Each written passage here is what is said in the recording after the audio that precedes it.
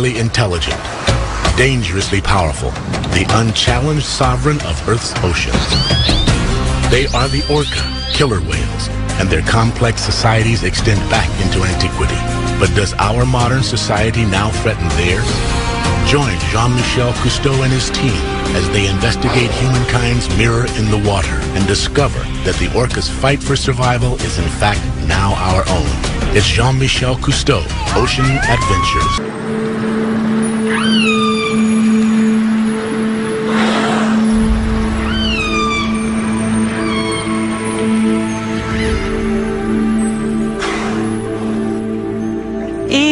She was a wonderful whale. When I was first out here, I had no VHF radio, I had no radar, I didn't even have a compass, and once became lost in the fog. I felt like I was in a glass of milk. You just can't see anything. And I could hear on the hydrophone this big cruise ship headed for me. Anyway, Eve and her family, the next 20 minutes, came up so close to my boat that I was constantly switching the engine into neutral because I didn't want to hit them.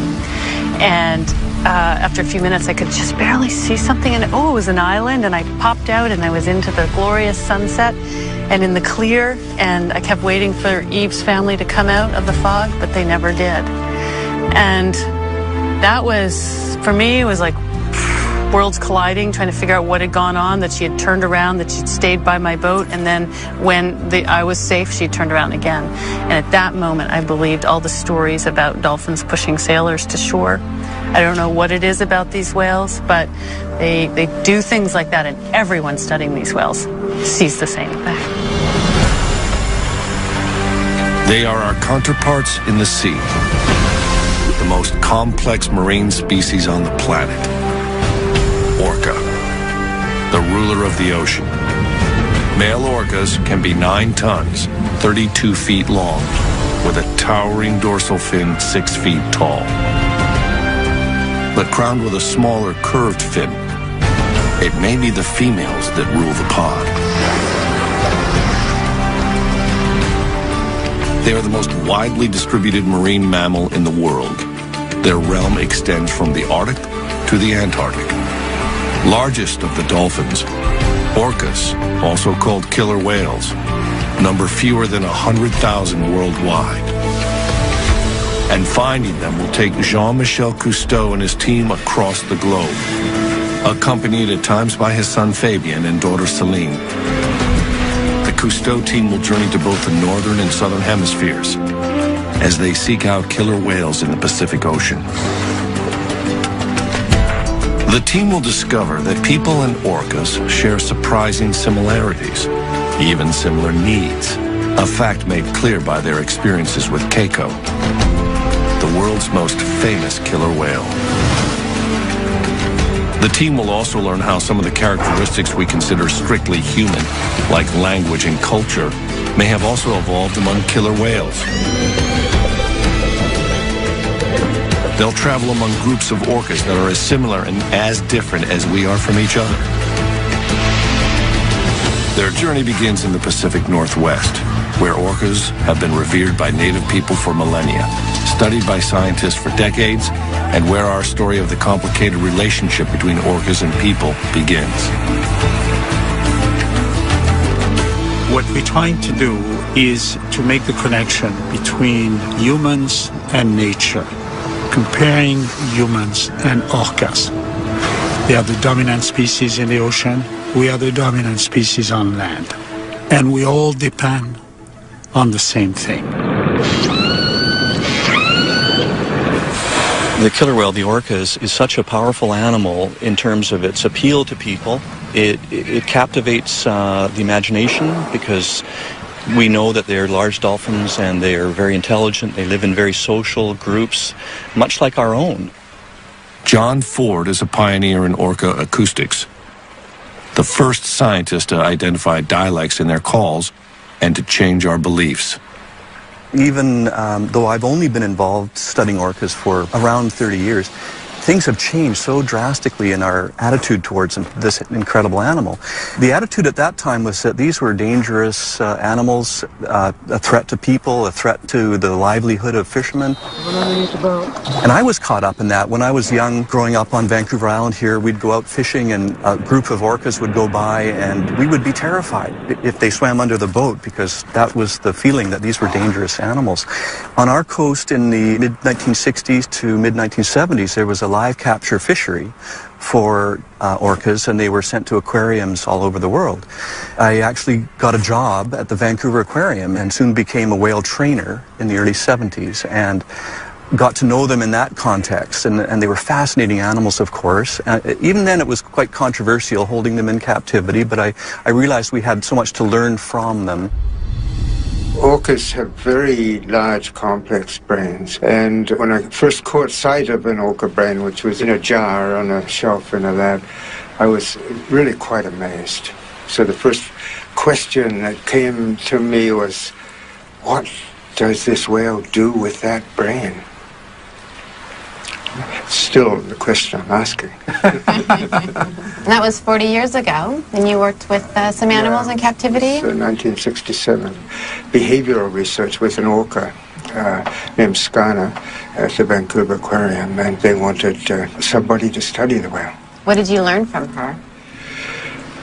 Mostly, I think I learned that this was a very unsuitable place to keep a remarkable being. That was around the time, actually, that Dr. Michael Bigg, who died in 1990 and was very much our mentor and the true pioneer whose vision led to photo identification, he started learning about the societies that these whales live in around our coast, and that these were incredibly complex animals with very elaborate social relationships. You put the brain and the implications of that together with the social side, and you understand immediately that putting her in a concrete tank and completely shutting off the company of her kind was an enormously unfair and inappropriate thing to be doing.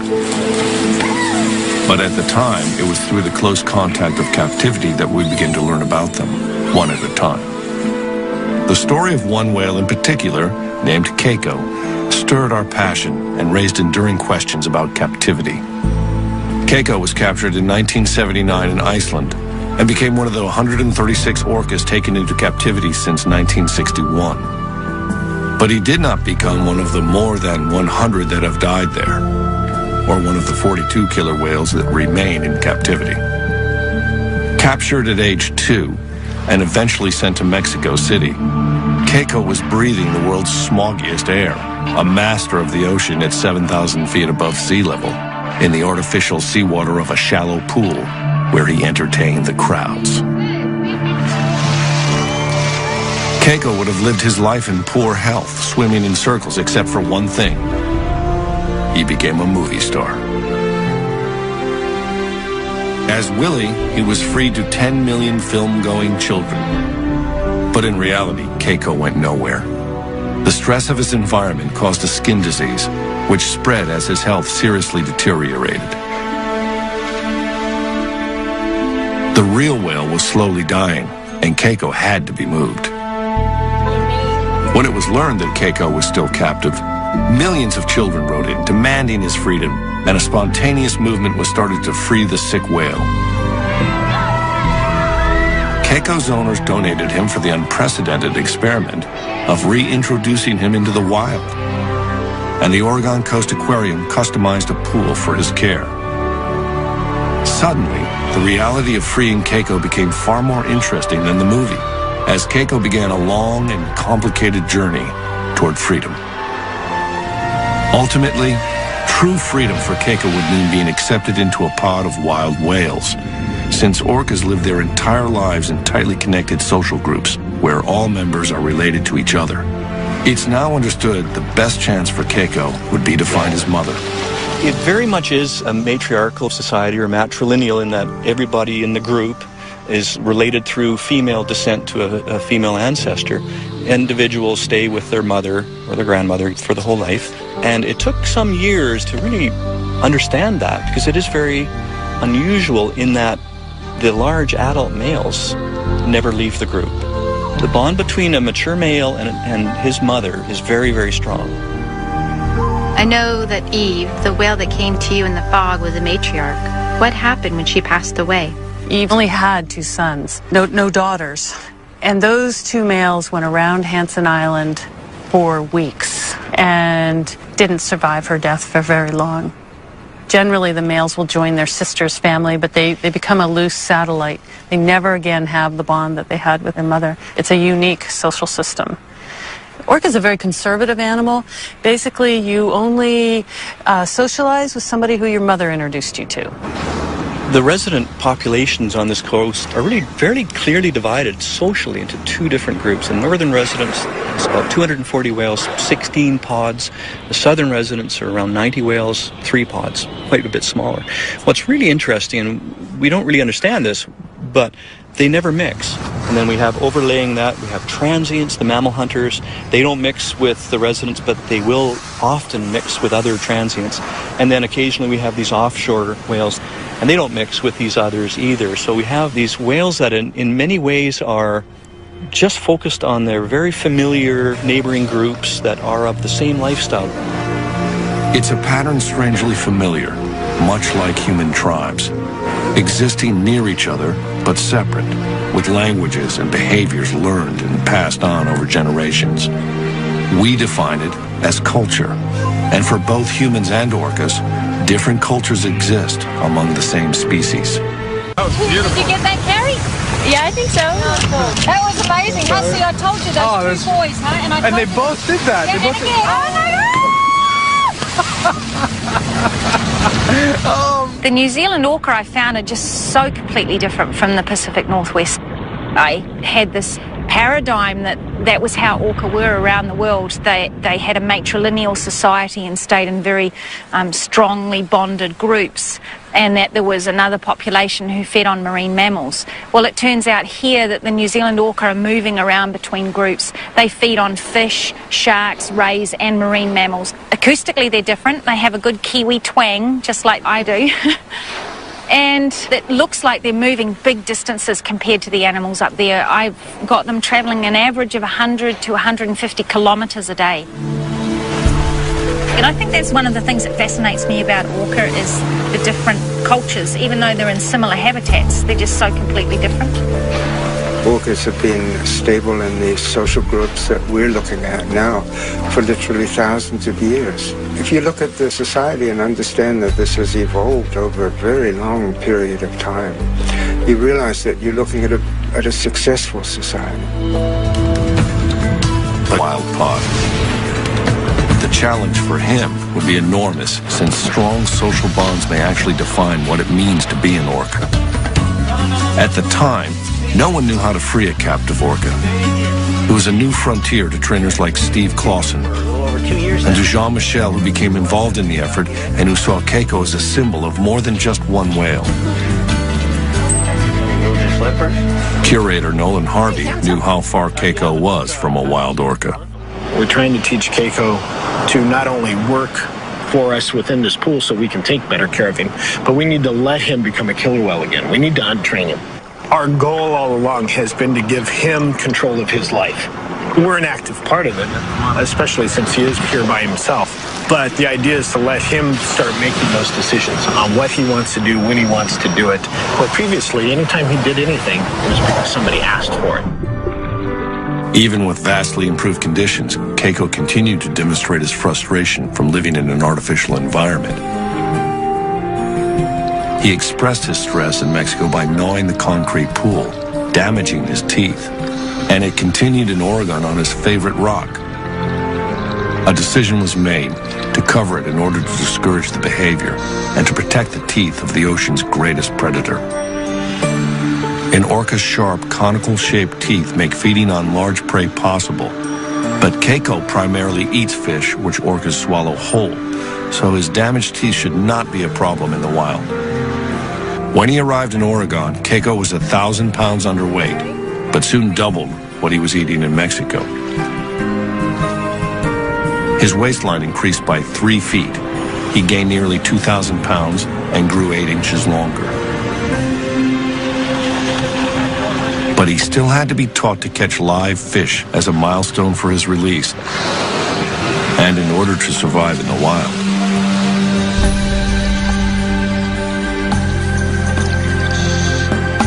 Accustomed to only dead fish, at first he treated the live meal like a toy.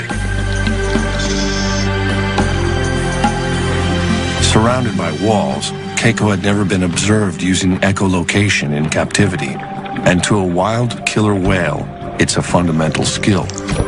The whale's hearing spectrum is many times ours. Their sensitivity is incredible. They see with sound, so when they're finding food, they use their echolocation. They make sounds, they get echoes, and they can turn that into a mental three-dimensional image somehow.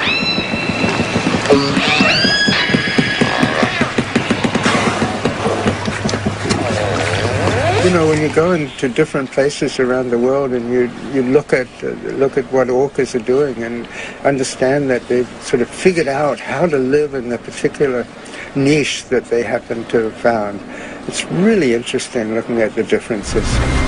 As gray whales migrate up the coast through Monterey, California, a pod of transient orcas show why they're called wolves of the sea.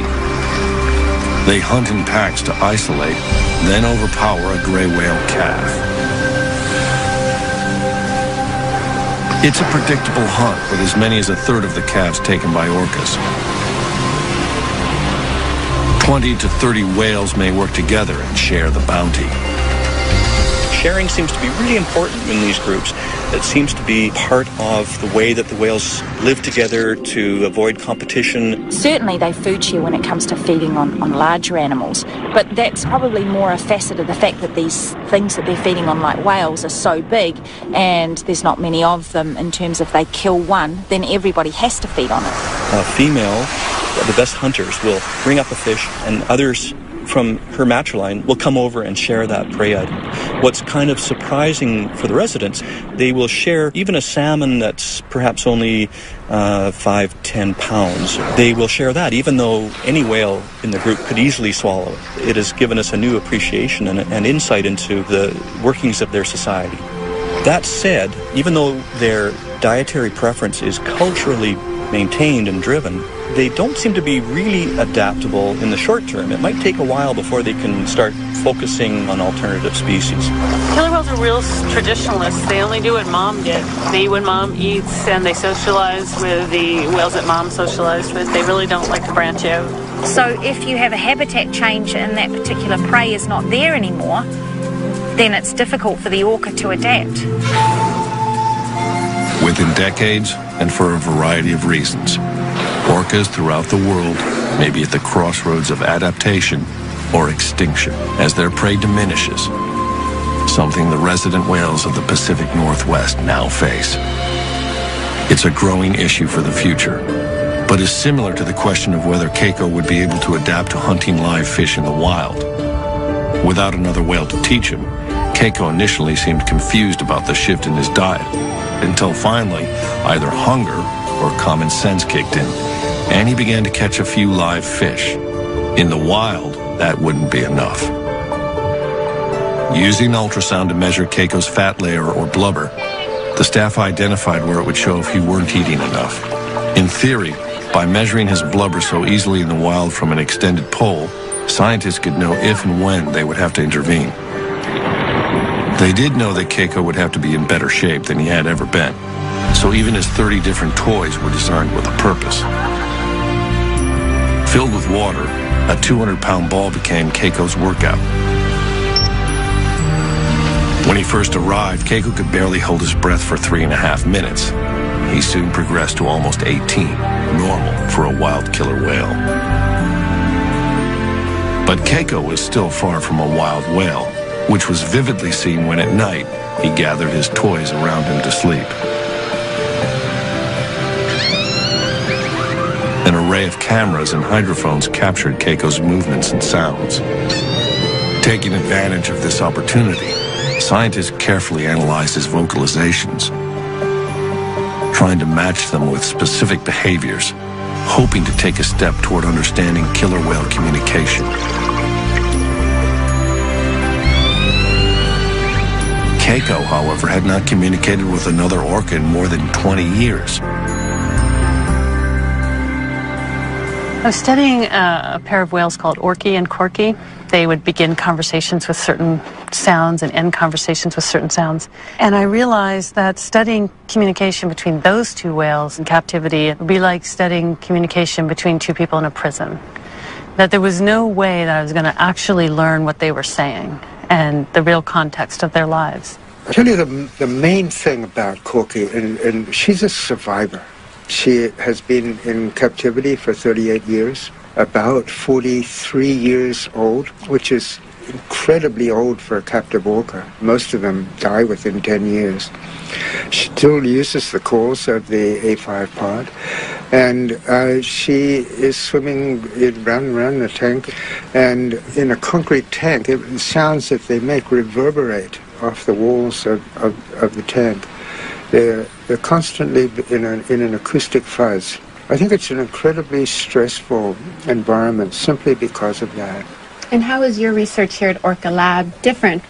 Well, when I was working in captivity and understood that if one wanted really to learn about them, you needed to go into the wild and study them there at a distance. And that's where we got into developing remote hydrophone systems that enable us to hear whales that we can't see.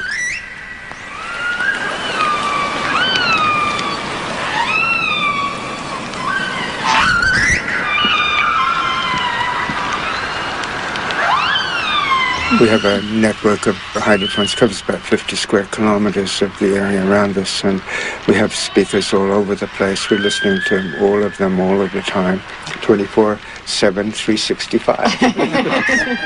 But we're normally listening to a space, and there are many voices in that space. In a sort of general sense, we understand when the whales are doing certain things. We understand when they're chasing fish, for example, because we're hearing echolocation. We understand when they're resting, because they make these really sort of low-energy calls. But we don't know who the voices belong to. So I think a really fascinating area to get into is the question of who as individuals are we listening to. And if we can understand who's speaking, maybe ultimately we might begin to understand what is being said. I wanted to take all that I had learned in captivity and apply it to wild whales.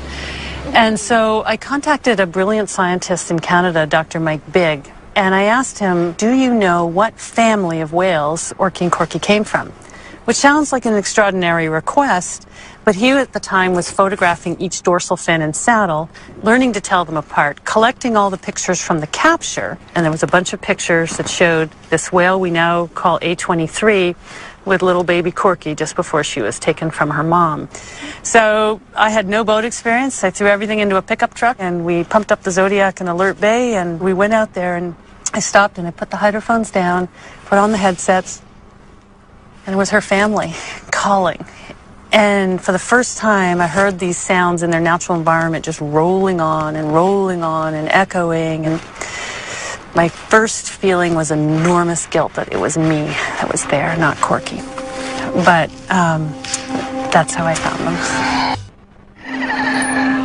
One promising factor in Keiko's finding his family was that orca calls can be heard 10 miles away. There was hope for a dialect match among the North Atlantic orcas, where Keiko would be reintroduced, 100 miles from where he was captured. To prepare for his move, a bay pen was constructed in a pristine Icelandic bay. Finally, the day arrived to return Keiko to the home he barely knew. This had been Keiko's unexpected journey to freedom that millions of children demanded, but that no one knew exactly how to accomplish. Jean-Michel had watched Keiko's transformation for over 2.5 years and had been witness to his devoted fans. Good luck! Even the U.S. Air Force had agreed to rent a C-17 cargo plane and crew for the trip, announcing it was in the best interest of the nation to fly Keiko home.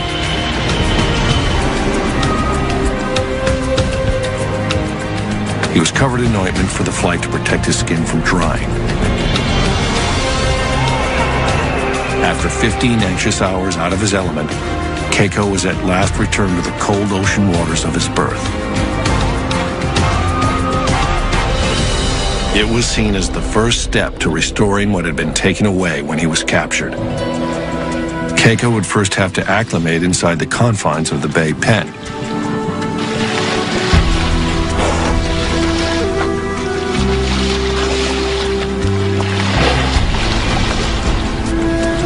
Months later, his world expanded to the enclosed bay, where for the first time, he ruled in relative freedom. It was Keiko's first chance at a small piece of the wild. Not since he was 2 years old had he experienced the sights and especially the complexity of sounds of a natural ocean environment.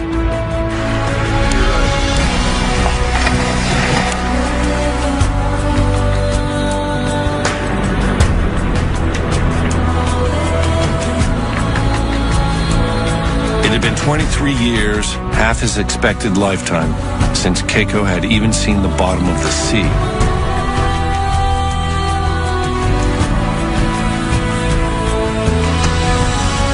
Keiko's world was gradually expanding, and for the next step, a satellite tag was attached to his rare flopped dorsal fin in order to follow him at sea.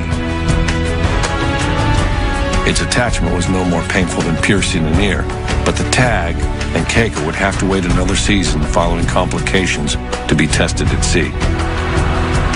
Finally, in the summer of 2000, sea trials began. Everything from then on was up to Keiko. The difficult promise to give him the choice of freedom had been kept.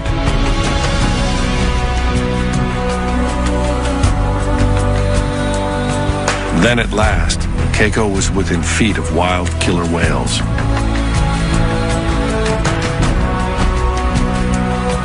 He seemed enthusiastic at first, but then experienced what might have been shyness or fear and turned back.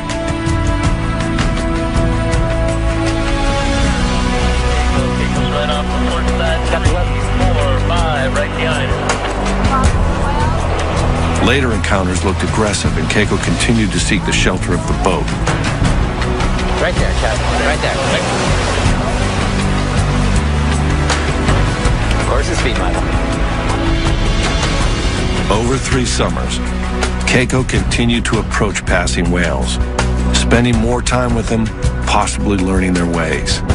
Then in 2002, after watching a pod feed on herring, he simply swam away in the proximity of whales.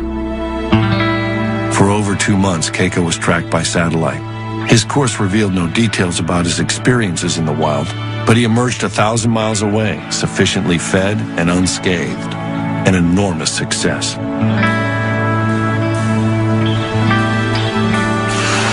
Then, perhaps seeking human companionship or just chasing an easy meal, Keiko followed a fishing boat into a Norwegian fjord. Keiko was still alone, but he was welcomed by enchanted children who must have felt they already knew him. Strong bonds are undeniably formed between captive orcas like Keiko and people. But we've been slow to consider that the ocean's greatest predator, wild and free, may also be curious to understand us. Hey, I see you there. Come on, come on. Hello, hello. Who's that? Come on, hello. What you doing? What are you doing? And I said, oh, you got. Do both of these whales take interest in your boat? Well, you know, as a scientist, you have to say no. But as a whale hugger, oh, for sure. You know, there's no doubt in my mind. Right there. You see him? Yeah, he's right there. He's right under us. I see his fin. Hang right in there so you can see him. You know, when he's swimming on the side underwater like that, he can see you through the water surface just like you can see him. So it's a bit distorted, but he definitely knows that you're there. So, you know, leaning right over and looking at him, it's just as interesting for him as it is for you. Right. Yeah. Right. And I find if I take no notice of them and I put on my scientific face and I just take my notes and everything, they don't interact. But if I have a good time with them and really interact with them, then they get all involved as well. Oh. Yeah. In an effort to both protect orcas and to involve the public, Orca Hotline, Ingrid speaking. Ingrid founded the Orca Project Hotline. Oh, that's fantastic news. And so what direction were they going when you saw them? Her nationally advertised number rings with reports of orca sightings and strandings like that of the whale she named Ben. Oh, Ben. He stranded in 1997, and I knew him before the stranding, but when you're involved with an animal at that sort of level, there's just something about it, you know, and they look you in the eye and they're at your mercy to rescue them. And with Ben, we had an overnight ordeal, and then we rescued him, and the next day he was back with another group of orca, which was just incredible. But a year later, he got run over by a boat, and it was just tragic. But a year later, I found him, and his dorsal fin, the back half, had completely collapsed and folded over. So now he's got this funny little fin where bit sticks up and the rest folds down. But he survived, and he's very cautious of boats now. But he'll still come over to my boat. I think that by showing people the variation within the individuals, it makes the animals a little bit more personable, if you like. If somebody can call me up and say, hey, I just saw Ben, it gives them a little bit of a stake in Ben's life. And so hopefully, you know, they'll slow down their boats, they'll drive a little more respectfully. The data, of course, is really valuable for my research, but ultimately I want it to be that the public will want to protect these animals. Keiko, however, was at risk of being loved too much by a well-meaning public. The Norwegian government passed laws to protect him, and the Free Willy Keiko Foundation and the Humane Society of the U.S. agreed to continue his care. He arrived in Norway, obviously having fed himself at sea, but without fish in the fjord, concern grew, and the decision was made to begin feeding him again. Keiko had everything he needed, except the company of his own kind. In 2003, after more than a year in Norway, at age 26, relatively young for a male orca, Keiko took a final breath and died from a pneumonia-like virus. His burial was the last outpouring of affection for the whale we thought we knew and who had done everything we asked.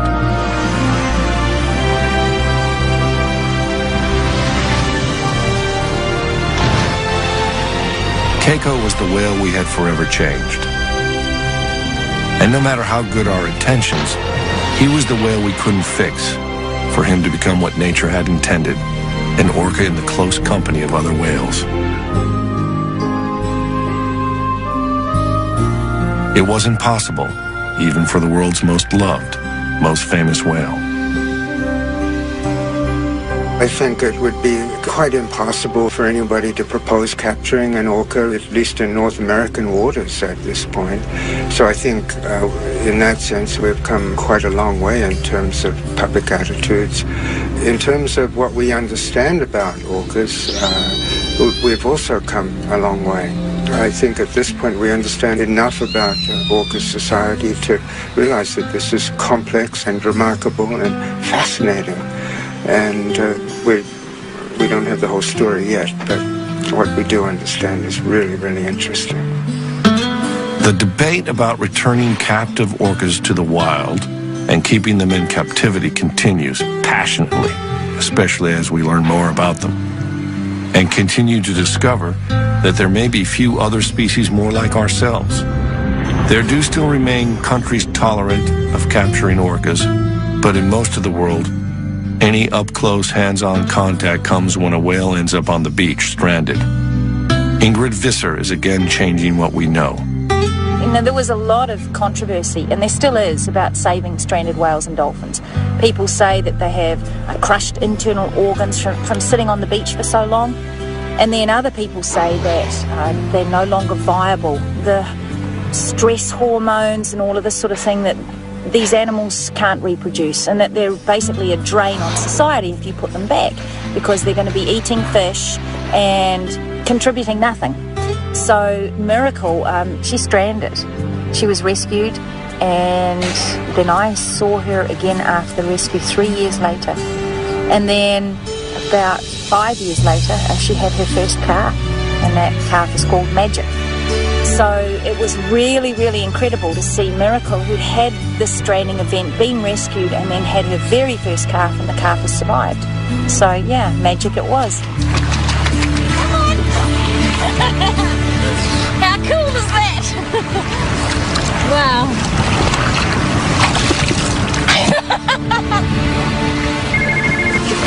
Orca Hotline, Ingrid speaking. In the middle of her research, Ingrid gets a call that a small female orca is stranded on an isolated beach in heavy surf. She and the team rush to assist. She's somewhere on this bit of coastline here. We're not sure exactly where, but this area here, these lines on the chart are marking that it's really rough and surf breaking. So we're kind of hoping we'll be able to pick her up and move her by tractor and trailer somewhere into here. Okay, well, let's do it. Time is critical in a stranding rescue, so Ingrid and Jean-Michel will fly directly while the team drives the 5 hours to the site.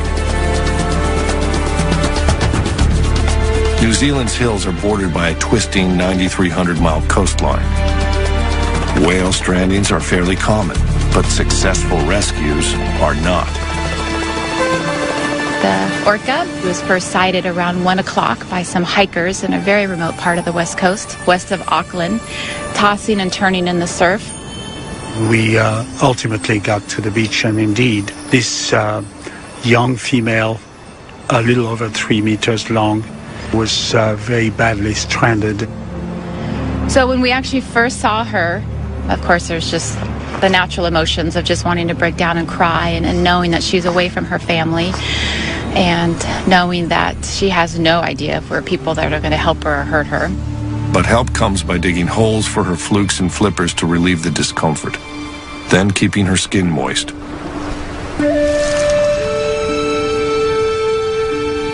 She was probably not alone, struggling in the surf, and another whale may have tried to pull her back to sea, judging from the marks raked across her tailstock. Ingrid names her Reiki. Most important to her survival is keeping the young whale hydrated after hours of stress on the beach. Ingrid is successful in getting her to accept a tube bringing water. Yeah. It's a triage that also involves reassurance and comfort.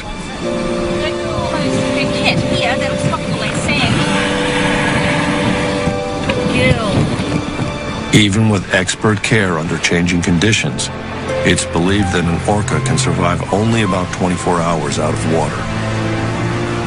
Hopefully, she'll be okay, and hopefully reunited with her pod. She's a young female, needs her family. We're very, very anxious to see her back in the ocean, in her world. We moved the animal just right up above this tiny little town where there is a facility where we could pull the truck and the trailer right next to a freshwater source. So we had a hose where we could water her down, and we had an ongoing watch throughout the night. But finally, by 4 a.m., we knew it was time for Ingrid and Carl and the team to discuss what the options were to get her back into the water. There is her family.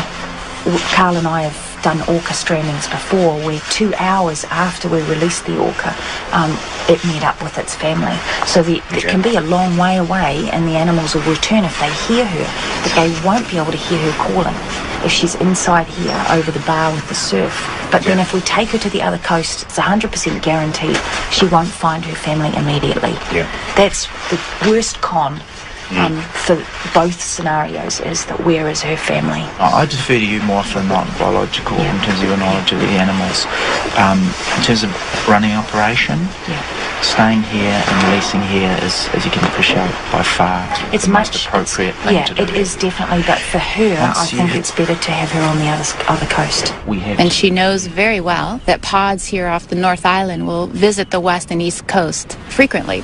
So she felt confident putting this animal in the east side of the country, that there is a very good chance that this young whale will hook up with her family in the near future.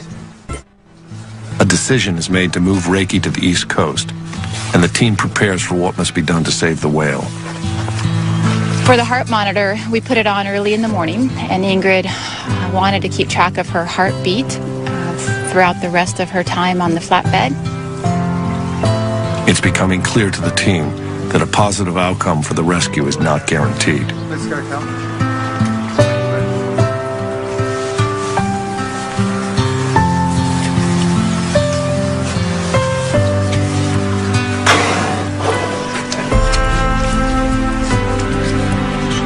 For me personally, it was the first time I've seen an orca so close. But Ingrid, with her trust in us, we really were not only filming and assisting, but we were participants. And when she had asked me to sit next to the whale and help keep the heart monitor on her the entire time, it was my job then to really have that continuous touch with the animal and really hopefully transmit my calmness to this animal. And her heart was very normal, was average, between 60 and 80 heartbeats per minute. And there were times when it even dipped a little bit, which was hopefully a sign of her calmness. And so an unusual procession moves through New Zealand's largest city. So we drove right through the heart of Auckland, 90 minutes through town, with the moment of just sitting there thinking, I'm with a whale. I'm sitting here with a whale. We finally arrive over the east side and pull into the harbor and the ramp. We're about to put the animal in the water, and there's well over 100 plus people cheering as we drive up.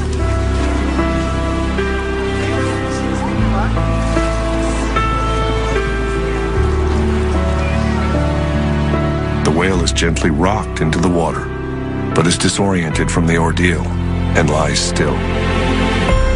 From there's a full flood of emotions. And at first the animal is hardly moving at all. And Ingrid's like, it's all right. You know, her muscles, if you could just imagine your muscles just cramped for hours and hours and not being able to stretch. So she just is probably just, you know, stretching out and getting back into this fluid environment. And finally Ingrid says, just have some of the people back away and only 2 of you stay close to her to support her.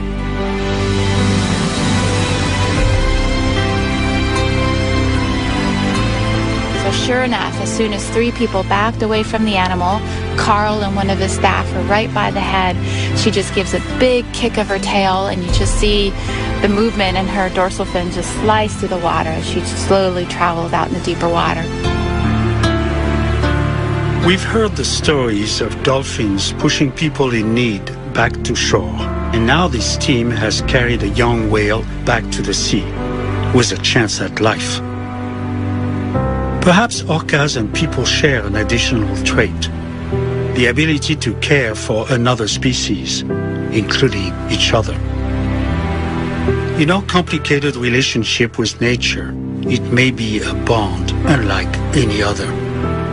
I think I've only just begun to scratch the surface with these guys. Pretty much every time I go out, I see something new or interesting, and I just wish I knew so much more about them. Just the real basics, like where do they go when I don't know where they are? What are they saying to each other? How do they teach the young ones how to catch things? And what happens to them when they're naughty? And just, yeah, fun stuff like that as well. And then on the science side of things, how are they impacted by pollution in the marine environment? What sort of things can we do to protect their habitat?